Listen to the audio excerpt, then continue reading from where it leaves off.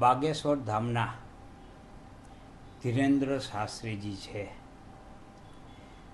તેઓ ધાર્મિક કાર્ય કરે એની સામે કોઈ વાંધો નથી, અગાઉ પણ વાંધો ન હતો. માત્ર ને માત્ર જે અંધશ્રદ્ધા ફેલાવે છે એ અંધશ્રદ્ધા સામે વાંધો છે અને એનો વિરોધ થવો જોઈએ અને વિરોધ થઈ રહ્યો છે. કારણ કે લોકોને અંધશ્રદ્ધામાં રાખીને તેનો ગેરલાભ લેવો એ પણ ગેરકાયદેસર છે. પરંતુ કેટલાક સંગઠનો પ્રેરિત આવા કાર્ય થાય છે અને લોકોને અંધશ્રદ્ધા તરફ તે દોરી જાય છે. તે ચિંતાનો વિષય છે. આવું થવું ન જોઈએ.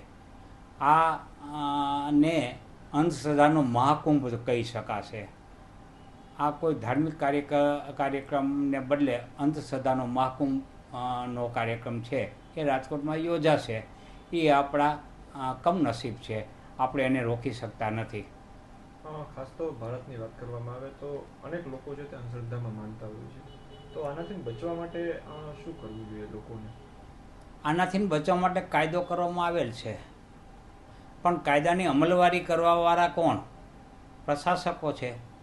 પ્રશાસકો છે એ રાજકીય દબાણ હેઠળ કાયદાની અમલવારી કરતા નથી. કારણ કે અહીંયા મતનો પ્રશ્ન આવે છે. આવા લોકો સામે સખ્તાઈથી પગલાં લેવા જોઈએ. આવા લોકો સામે કાયદેસરની કાર્યવાહી કરવી જોઈએ અને આવી અંધશ્રદ્ધાઓ ફેલાવતા બંધ થાય તેવું આયોજન કરવું જોઈએ. દિન પ્રતિદિન પ્રજાને અંધશ્રદ્ધામાં ધકેલાતી જાય છે. જે અંધશ્રદ્ધામાંથી બહાર લાવવાનું સરકારનું કાર્ય છે એ કાર્ય કરવામાં સરકાર નિષ્ફળતા દાખવે છે અને ઈરાદાપૂર્વકની ગુનાહિત નિષ્ફળતા દાખવે છે. ખાસ તો ચમત્કાર એવું કંઈ હોય છે ખરું? કાંઈ ચમત્કાર તાંત્રિક કાંઈ નથી હોતું.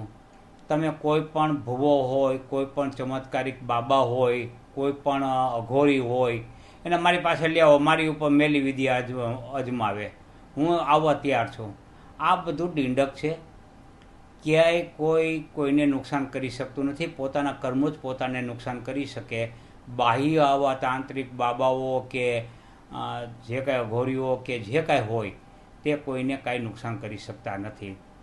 એટલે એ બધી માત્ર ને માત્ર ભય ફેલાવાનું અને ભય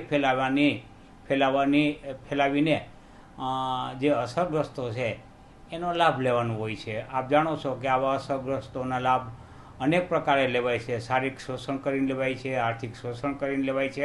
એટલું જ નહીં, કમળ પૂજા થાય છે એ પણ આની આડઅસરો છે. એટલે આવી આડઅસરો દિન પ્રતિદિન વધતી જાય છે. ચિંતાનો વિષય છે. ક્યાંક એવું નથી લાગતું સરકાર જ આમાં પ્રોત્સાહન કરતું હોય એવું? મેં આપણે કહ્યું કે સરકાર છે એ મૌન રહીને એને પ્રોત્સાહન કરે છે. ભલે એને ડાયરેક્ટલી પ્રોત્સાહન ન કરે પણ સરકારે મૌન રહેવું ન જોઈએ. આવા બધા જે બાબાઓ તાઇફાઓ કરતા હોય છે, તાઇફાઓ કરતાં પણ અંધશ્રદ્ધા ફેલાવાના જે કુંભ મેળાઓ લગાવતા હોય છે એને રોકવા જોઈએ. પણ એ રોકવામાં સરકાર ક્યાંક ને ક્યાંક મતનું રાજકારણ આવવાથી તેઓ આ બાબતને અમલવારી કરી શકતા નથી.